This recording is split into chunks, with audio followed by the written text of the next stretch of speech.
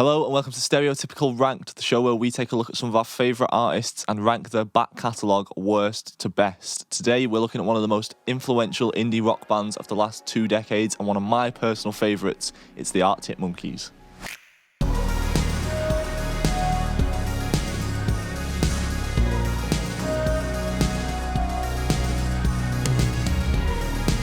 Hello and welcome to Stereotypical. My name is Liam McGrath. I am, as always, joined by Mr. Jack O'Neill. We're here today, back at Allo Sound Studios, the triumphant return. I made it! Jack has defeated COVID. I am Victor. And we're back in the studio today to talk about Arctic Monkeys. You are less of an Arctic Monkeys fan than myself. Yep. How was this journey leading up to this episode? Did you enjoy going back and listening to the back catalogue? So, spoilers. No. Did not enjoy listening to the back catalogue. No. Not really, no. Like, Arctic Monkeys, for me, like, it just reminds me of, like, my level nights. Do you know what I mean? Right, okay. Like, I was mentioning earlier to Paul, like, my prior knowledge was like, I bet you look good on the dance floor. That sort of mardy bum shit, right? Yeah. So it was interesting to see, like, where they come from because I like that. And then, like, I came in at AM as well. Yeah. Which obviously was a while ago now. Yeah. And it was the only album that was out for a long time. So I missed, like, obviously the entire back catalogue before that. Yeah. I was going to say, I know that you're a big AM guy, as I'm sure a lot of people were. But I guess we'll see how that holds up in comparison to the other. There was some little shocks in there. Yeah. Some like, stuff that you liked. I had an idea, like, knowing of some albums where I think they would have gone. And yeah, it surprised me a little bit. Okay, so if you've not seen Stereotypical Ranked before, the way we do this is we rank... The way we should do this. The way we should do this doesn't always go to plan. We're going to go from worst to best. Yes. But we're only going to go in depth on an album when we've both listed it. Okay? Got it? Have you got it? Is the question. I've got it. Have you got it? So, number 6. Do you the want to famous go? Notes. Do you want to? I've got notes this week as well. Do you want to go first? I'll go first because I number 6? Don't really know these albums that well, so I'm not really asked anyway. Sorry if there's any hardcore fans out there, but it's again, alright. I've got some unpopular opinions, even as a hardcore fan. Yeah, we already know that Paul's unhappy with your choices. Oh yeah. Paul doesn't like my choices, but Paul's and Jono's unlucky fella. So your number 6. So my number 6 is Humbug. I'm already fuming. At the bottom. Right, okay. So my number 6, controversially, is the debut, Whatever People Say I Am. That's what I'm not. Yeah. I feel like I'm going to get hate for some people on the internet about that. Yeah, there's a lot of love for debut albums, really, for like everyone, isn't there? Yeah, I think. Especially this, because this was like a big deal at the time, you know what I mean? Yeah. So, my number 5. Yep. Favourite worst nightmare. My number 5 is Tranquility Base, Hotel and Casino. Hey. This is the most fucked episode we've got so far. The first one where we've gone completely different avenues. Okay, so my number 4 is Tranquility Base, Hotel and Casino. Okay, so my number 4 is Whatever People Say I Am. That's what I'm not. Okay, so we've both listed the debut and the most recent album. Which do you want to get into Primary recency effect, if anyone knows what that is. I don't know what that is. Care to enlighten? It's a memory thing where, like, if someone, like, calls out a phone number for you, you remember, like, 07 blah, blah, blah, and you remember, like, the last 3. Do you know what I mean? Like, the middle is blurry. Right, okay. So pretty much the same with these 2 albums. So which ones do you want to get into first? So we'll go with a Tranquility Base, yeah? Okay, the most recent album. You've got Tranquility Base. I've got number 4. Yes. And you've got at... Number 5, second to last I've got. Pretty similar. So I think this album is better than everyone gives it credit for. When it came out, there was a lot of hate. A lot of people, I think, maybe expected, because AM was such a huge album, expected something along those lines, maybe.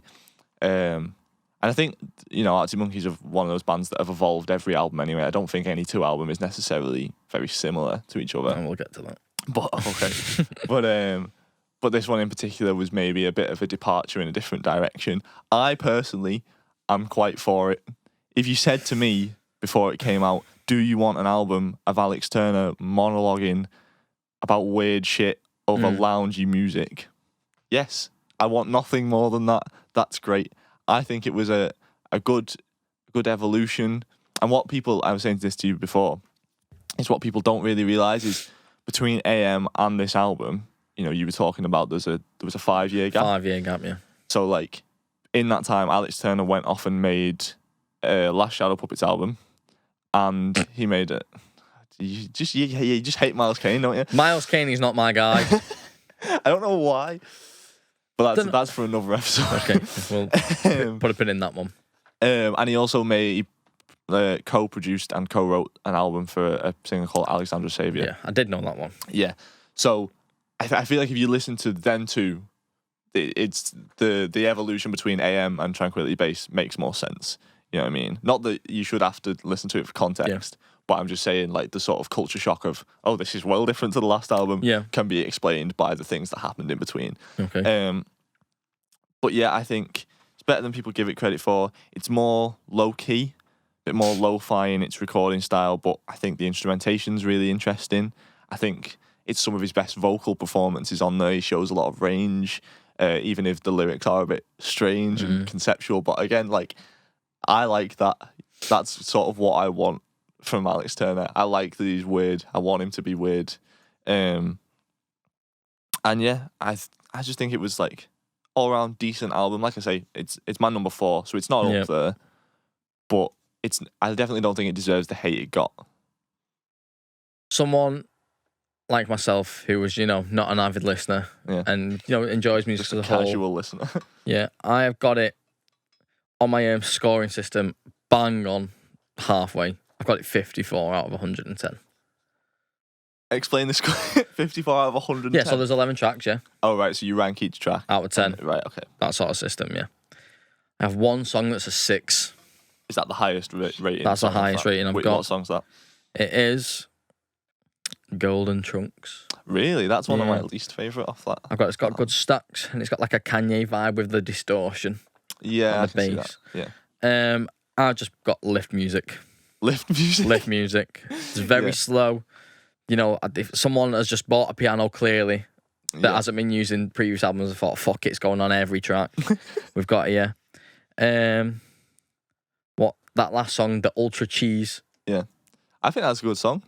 You can't call a song the Ultra Cheese. No, surely. The whole album's got some ridiculous titles on it. I've got Science Fiction and She Looks Like Fun. Yeah. Is the fucking exact same project template. They've just copied and pasted and just changed the chords. You think? Yep, I did think. That's what I've got down. It's just all boring. Like the song. You're not feeling it. No, not really. Well, they released this album as a whole, so there's no singles off this album. And like listening to it, I can see why. I think there's not like a standout track. No, there isn't a standout track. They put a music video out for 4 out of 5 as like on the day the album dropped. So that was kind of like what they were leading with, but it wasn't like a before the album kind of thing. Like I think if you listen to 4 out of 5, like I did when it came out and was like promos, like you said, like it does sound like an evolution. Yeah, that is the most. But it's fucking catfished you into buying an album. Yeah, I would agree. And I think that's just like good marketing. That's why they put that one out as the main tune from it. It's got a lot of space in the production. I've got a bit David Bowie vibes. Yeah, I've put down, but I've got the guitars are the saviors. Yeah, because obviously, like I've just mentioned, the piano is used a whole lot throughout. But like in the earlier albums, like it's like a lot like bass driven. Do you know what I mean?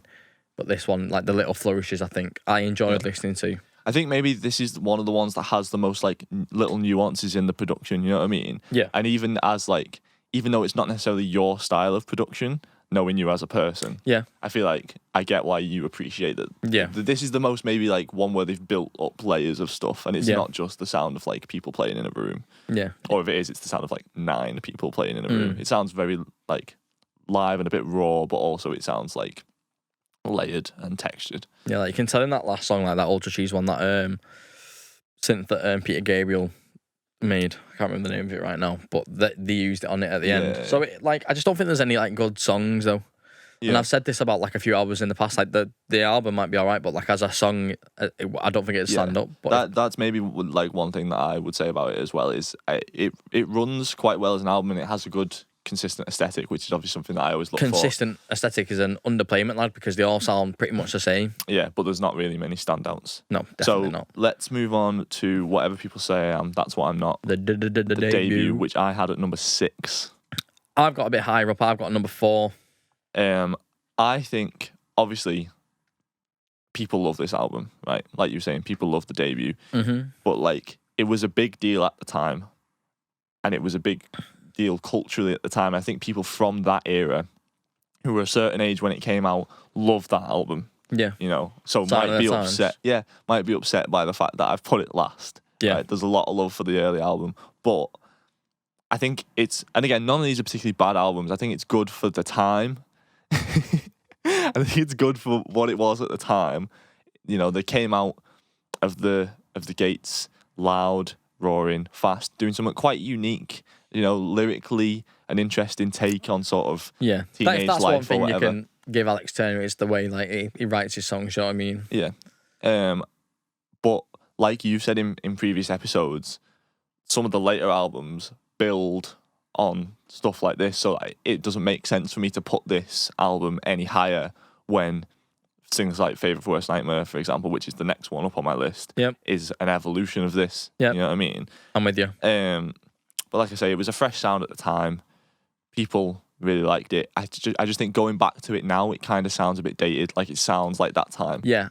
When I first listened to it, it sounded like a demo album. It sounded like this Very is something raw and live, innit? it's like a very dry production. Like there's no like reverb or delays on shit. Yeah. Like they've just like some of the songs on there are pretty sick. Like some of the biggest songs on this first album. Yeah. But it just doesn't sound great.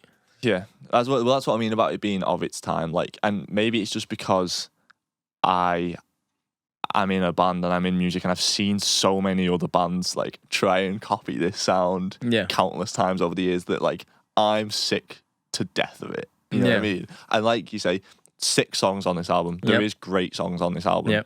And as an album, it's a good listen. You know what I mean? Mm-hmm. But I just don't think it holds up in comparison to some of the more mature things. I feel like it is quite a mature album, and that makes sense because it's the debut. I do get the only reason it's above the Tranquility Base and Humbug for me is because like the songs are that good. Yeah, like I've obviously talked about the Tranquility Base one just being like a bit shit, like it's loft music. No one really. Everyone wanted an album, I feel like, at the time. Like, I remember it being a big buzz, but they just didn't want that one. Yeah. They wanted, like, another AM. And we'll get to Humbug later. But, yeah, so it's 6 songs, to be fair. The production is a bit shit, and, like, there's some songs that are, like, 2 minutes and just very fast and attacking, do you know what I mean? Yeah. Like I said before, lots of bass-driven music. So, yeah. Okay, so where are we at? Number 3, Number I 3. believe. So my 3. number 3 is Suck It and See. My number 3, Suck It and See. Also, okay, lovely. We agree on something. Well, we can talk about Suck It and See. Would you like to tell me why it's at your number 3? So, I've got it as number 3 as... This is what I expected from an Arctic Monkeys album. Right. Like, listening to the first 3... I was like, well, we'll get to the Humbug one later. But, like, I understand it. I get it. Yeah. But someone coming from the AM era, I was like, I understand this one. This is what I expect Arctic Monkeys to sound like. Because listening through Arctic Monkeys... Arctic Monkeys? I'm a very northern man. You said it so weird. Go ahead. And so when I listen to these, I've gone from 1st to 6th, I imagine, like you did as well. Yeah. I'm not sure. But it's a fuller sound. Like, I feel like a lot of stuff was introduced on this album. So I've got Hello reverb. I've got it's like it feels like a different approach to music. I've got Hello other members. Why are they so camp? Because like they're not Hello reverb. Don't judge me. I've put BVs with Love Heart Eyes. Yeah, there's some. We know great we're a BVs big on fan of the BVs. Yeah, the U's and the R's. And this is like these songs weren't all like minor ones. They weren't all like very gritty. Yeah. And driven at you. Like there were some softer ones. Well, that's something that I've got is that it's like almost like a sort of throwback to like an older pop style. You know what I mean? Like 50s and 60s pop. This is a lot brighter than Humbug, which obviously preceded it. I think this might have been maybe one of the first albums I listened to when I was getting into Arctic Monkeys back in the day. So it has like a sort of nostalgia for me personally. But I think, brilliant lyrics. Maybe some of his best lyrics on this. Great metaphors and stuff. I've got better songwriting. Hello, Alex Turner. Well done, sir. I just think it's... Well, the thing is, actually, when I was making notes for this, I was sort of trying to think. I was just like, there's not really much to say about it. It's just an all-around good album. But then the more I started thinking about it, I was like, oh, actually, this is good. This is good. It's got a great, consistent aesthetic. Yeah. It's got a good blend of sort of, like you say, sort of brighter, more major, maybe sort of poppier. the word I would describe it is as shimmery. You know what I mean? Yeah. Some of those, like the Hellcat Spangled Shalala and Black Treacle and stuff like that. Good juxtaposition with them, and then maybe some of the heavier tunes like Don't Sit Down 'Cause I Move Your Chair, Library Pictures, stuff like that. Yep. And it's good that they can have like both those types of songs and also keep it as a consistent aesthetic. Yeah. You know what I mean? It runs really well. As an album. Even with like some of the heavier stuff on there, like it's still funky, and the guitars give it the shimmer, like you just said. Yeah. But I have had to mark down the Library Pictures song. Yeah, because of the shit lyrics in it, like the eeny, meeny, miny, mo, 10, 9, 8, 7, 6, 5, 4, 3, 2, 1. All that sort of stuff. Yeah. Something that Jono was saying actually before we started this episode when he was on about this album is how like good the songwriting is just at its core. And I think a lot of these songs, maybe excluding some of the more like rock and roll ones, Bit by Bit, Library Pictures, whatever, a lot of these songs could be played on an acoustic. Yeah. And just acoustic and vocals in it still really work nicely, you know what I mean? Like, and I feel like that's probably how it was written, you know what I mean? At its core, the songs are very solid on this album. Yeah, I think I've gotten the Tranquility one that I've written like, this could not be played acoustic or like live, like it just wouldn't do anything in like a concert or a gig. Yeah, well, and it's kind of a shame, like, Kate went to see them around on that Tranquility tour. Where do you work again? Kate went to see them on that Tranquility Base tour, and she said like a lot of the newer songs just weren't hitting live. No, you know what I mean? like, and I get that, and it doesn't necessarily mean they aren't good songs, but it's just not for that context. You know what I mean? I feel like, again, I don't know if we're still talking about it, but the numbers would have not given an accurate representation of the album because people were so ready for it. Yeah. A lot of people would have listened to it once and then gone, it's not really like for label could have gone, fucking hell, sold 8 million copies here. Yeah. First week, but that was it. Yeah. Didn't sell any after that. But yeah, Suck It and See, great. Suck It and See. Just an all-round good album. Number 3. Yeah. So then number 2, I have got one of my personal favourites, Humbug. Yep. Which obviously you had at number 6. Dead last. What's your number 2? Dead album. I've got Favourite Worst Nightmare. Okay, so we spoke about both of those now. Which do you want to go into? And you've got Favourite Worst Nightmare as your fifth one. Yeah. So this is very different. Yes, the polar opposites. This will show the difference between you, who was like into that sort of scene at the time, and me, who's just like a fan of music. Yeah. We'll start with Humbug. Okay. Humbug, maybe my favourite Arctic Monkeys album. I love the sort of darker aesthetic that it's got, the slightly sort of sludgier, heavier sound. I like how it's sort of them branching out into trying new things. I think even if you don't like Humbug, you sort of have to give it credit for where it sits in the discography. I think like it was a turning point. We maybe wouldn't have had some of the later albums be the way they are if it wasn't for Humbug. He's singing more, like something that he experimented with on Favourite Worst Nightmare, but like he's a lot of softer tones. It's weird. It's a weird album. I'll give you that. There's some weird songs on it, but weird structures. Maybe the most unique sounding album. Weird sounds, weird structures. I think it's interesting songwriting because it's so unique and because it's so different. And I know not everyone would agree with that. It just depends on your taste. But that's partly why I like it. I think it's just, I've never heard anything else like it. You know what I mean? It's a bit out there. So I'm just trying to think when this would have came out, like 2009. Like 9-ish. Yeah.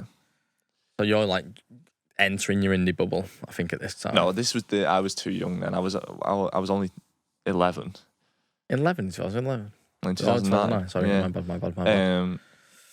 So that I wasn't really into this when it came out. I sort of came at this retrospectively. I feel like no one should have been into this when it came out. Well, the thing is, I don't know if people were. I kind of almost feel like this was the Tranquility Base of this time. Of that time, yeah, because obviously the first 2 albums were quite different to this, and the first 2 albums had been big hitters, whereas this didn't. It has like standout songs maybe, but it didn't have it didn't have like the radio friendly songs like the stuff on Favourite Worst Nightmare did. So I've got this feels to me like it was album number 2. Oh, okay. This feels like it's gone backwards for me in like the order of the discography. Like it's gone back to the repetitiveness. Like like with the first album, like it's just sounds to me like they've got a bass line and they've got written around it, and it just like kind of loops throughout the whole thing. Dan from college would have loved it, you know what I mean? It's got better writing than the first album, but like I said, it sounds like it's in between because the Favourite Worst Nightmare for me, like it sparkles more. Yeah. Do you know what I mean? Yeah.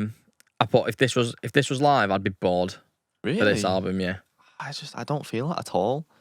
I did have high expectations coming off the first one was alright, second one I enjoyed because I've got it second, and then I was like, oh, the third one must naturally be good then. Yeah. And it just wasn't for me. The songs are unmemorable. Oh man, you're killing me. Killing me. Like I thought, I love this album. I thought 4-chord songs were like a bit of a cop out, but fuck me. Like I said, they just go in with the bass line and that's it. I'm pretty sure there's a song on here where like the bass line and the guitars are just doing the exact same thing. Yeah. Like, and I get it, but it's just not for me.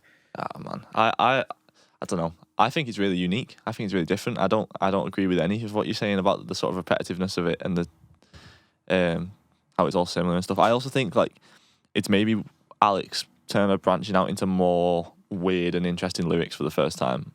And I've got that. Like you can see him branching out and getting to like the Alex Turner like we would recognise now. Yeah. Like for example, like when you write a line or something, like your wordplay is like resembles his a little bit sometimes. Okay. Do you know what I mean? Thank you Fucking hell, don't feel like I should have said that. Yeah, like there's a few songs that are like a 3.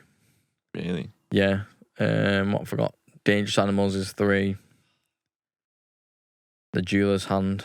That's a 3. Yeah, you're killing me. I like how it, again, sort of similar to Suck It and See, but a bit more drastic, how it does blend like the heavier, more like stoner rock songs with softer songs like Jules Hands or like Fire and the Thud and Secret Door. I don't know, just for me, like when I was like skipping to the next song, I was like, fucking hell, not another one. Like I just couldn't believe there was just like no progression throughout. You know what I mean? That's madness. There was one song that I've got starting at fucking 2 minutes 40 when there was a tempo change. This album's pissing me off. Moving on. Okay, well, we've both said Favourite Worst Nightmare. Favourite Worst Nightmare, yeah. You've got dead last, though. No, I had it at number 5. Number 5. And you've got it at? Number 2. Oh, again, I've very got it as polar number 2. opposites. I think it's a great progression from the first album, like we've talked about in the past, you know, taking what the first album brings and growing off it. I think it does that brilliantly. Yep. It has sort of a similar energy, I would say, to the first album, you know, fast pace, sort of rocky guitar tunes, but it is more sort of, it does have more subtler moments, the production's better, it's, you know, everything's not as live and dry. Yep. Like I say, took the raw sound, redefined it a bit. Exactly. Just exactly what I thought. I think, like I said, the first album was like the demo album, and this is like, right, we've gone somewhere, and this to me is like a better first album. Yeah. Do you know what I mean? So that maybe that's why I rank it so high, because I just feel like that first one was, you know, like a get ready for what we are sort of thing. It's definitely a step up in the songwriting as well. I think they sort of open up to more nuanced songs. They've got like stuff like 505 that's a bit more like somber. Not everything has to be like go, go, go, you know what I mean, all the time, which is like a sign of maturity, I think. Yeah, it's got more varied songs on it than the first and the third. Yeah. I believe. Like, I can see it being like a successful vision I've got written down.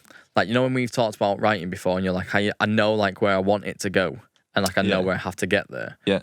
Like, I feel like that's done very well on this. Yeah. Like, I feel like they've started a song and there's like, oh, we want it to sound like this, and they've done it well. Do you know what I mean? Yeah. I think it's just like the thing is, it's got those like, it has got like slightly weirder, less commercial moments on. You can see them sort of creeping towards Humbug a little bit, but it also has the sort of radio-friendly songs like Fluorescent Adolescent and Teddy Picker and stuff like that. Yeah. If I was an Arctic Monkeys fan at the beginning, I feel like I would have been fucking buzzing when this album came out. Yeah. Yeah, I can see why people at the time liked it, and I think this definitely is far better than the first one. Yeah. You know, like I say, the first one's a good album, but this just builds on it so much. Like I said, it's just a shame that third one, Humbug, to me, is just a step backwards. Like everything they've improved on from the first one, I feel like they just didn't carry on or improve again. Yeah, I feel like they got more experimental though, and that's commendable. And that's, like I was saying at the start, is they've evolved on every album, you know what I mean? Like, I think it's commendable for any artist who is constantly trying to push forwards, you know what I mean? And that's definitely something that has inspired me as a musician. Like if someone wanted to think about how can I do better than my last album, like if you go and listen to these two and see the jump, I think it's a good way of learning. Okay, so my number one Arctic Monkeys album is you'd be fucking stupid not to put it as the best Arctic Monkeys album, in my opinion. Well, I don't know, I feel like people it gets hate because it was so big. Everyone's like, oh, you like Arctic Monkeys, you like AM. Yeah. Like, everyone's like, oh, name another song that's Yeah, not yeah, on yeah. AM. You know what I mean? It's like, oh, it was so big for a fucking reason. Yeah. It's class. You know what I mean? And like I say, Humbug is maybe my personal favourite, and I know you disagree, but I think this just is the best album. It's got the most consistent songwriting, the most consistent aesthetic. It listens the best from start to finish. You know, 12 tracks, good runtime, a good journey. It's not necessarily the most interesting songwriting all the time, but like, it's just class. You know what I mean? I remember listening to it the day it came out, and I would have been 14, maybe 15. And it was the first time I remember thinking, oh, this is like a good album. You know what I mean? Because when you're that age, a lot of the stuff I was listening to, I was looking back on. You know what I mean? But it felt great to be able to have an album come out fresh. I listened to it on the day of and be like, this is what good music is. And I feel that's like set me up as part of, it's such like a part of my musical DNA moving forwards. Yeah. That like, I'd be stupid not to put it as number one. Yeah. It just bangs, doesn't it? Let's not lie. It starts off with a straight banger. It starts off with a 10. Yes. Like a 10. I don't think I've got only 2 low scoring songs with number 1 Party Anthem, which I've just got like, it sounds like a high school prom song. You know what I mean? Yeah. And that's not really for me. And Mad Sounds, I've just got 6 words. I've got I Get It, not for me. Yeah, those 2 are probably my least favourite as well. It's just, and again, it works with the album and it's a good journey. It works in the runtime, but they're not standout songs. They're not strong songs. And like, it made me think about like when like strangers are producing now, like you're just like a band, aren't you? But you use like a lot of like synths and stuff. I feel like this is done very well on this album. Yeah. Like considering they are just still like a band. Do you know what I mean? Like well, they said they wanted to sort of take the architecture of R&B music, but do it as a band. You know what I mean? And I feel like you can hear that in the way the sort of the tracks are built up and the way the harmonies and the vocals are layered and produced. This is the one where like the BV is coming big time in it. Yeah, a good octave up falsetto. And it works well. Works very well. I got nothing bad about to say really. No. I feel like the percussion was up to a lot. Like there's a lot of like clicks and like claps and snaps and shit in this one, which is always a good thing. Yeah.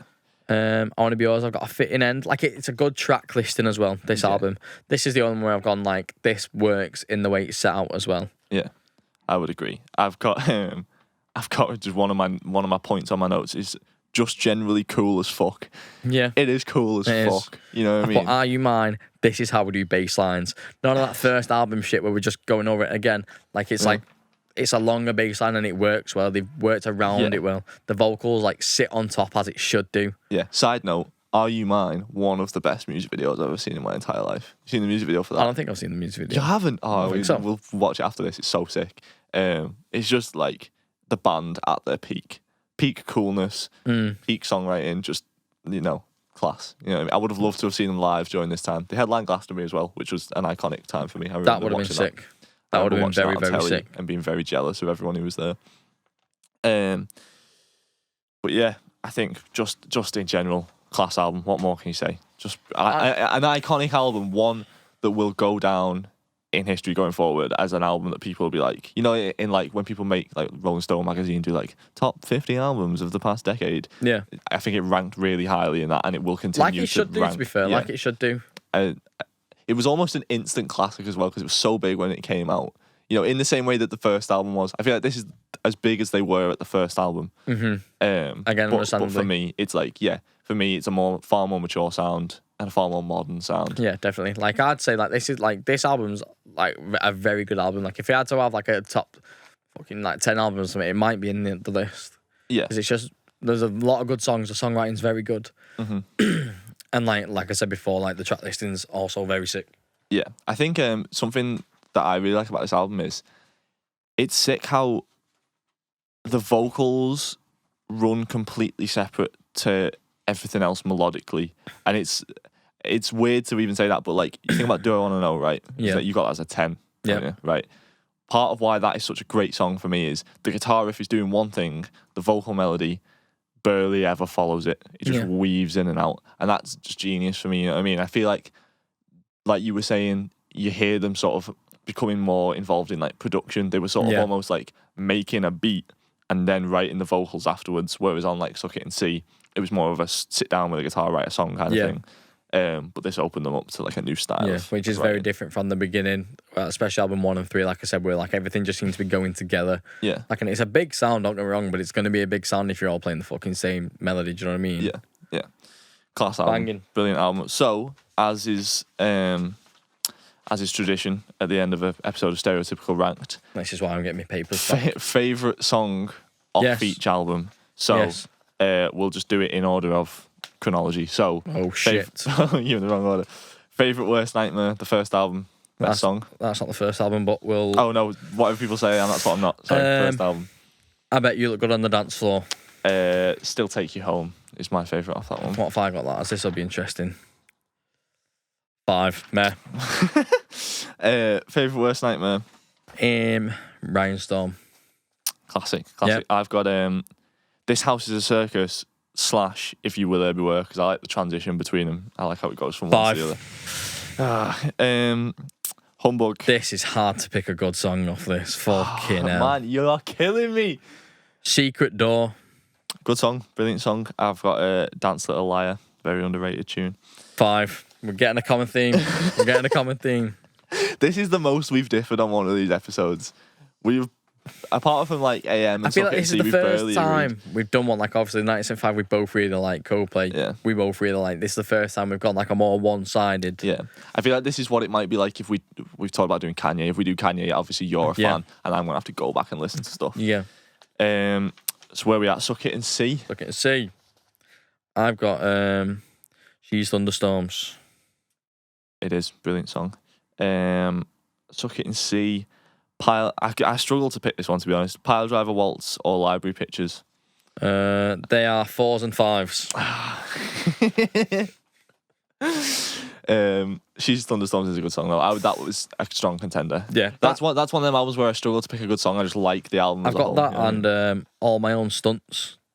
You like that one? As well, yeah. I've got it as, it's pretty much set out as the same as She's Thunderstorms, but it's got a better focus on the lyrics. Yeah. I was debating picking All My Own Stunts, but I thought you would very much disagree with me. I thought you would put All My Own Stunts in with like Library Pictures and Brick by Brick and sort of the less substantial. Just shows in it how what opinionated this album could be. Yeah, just shows how subjective music is. Mm-hmm. Like we discussed in our last podcast. Go watch it. Get the views up, boys. And then AM. AM, it's either, I've got them both at 10s. Do I Want to Know? And Why Do You Want to Call When You're High? I reckon you'd have, but you know I like Knee Socks. Yeah, that riff in Knee Socks is class. A sick song. Go on.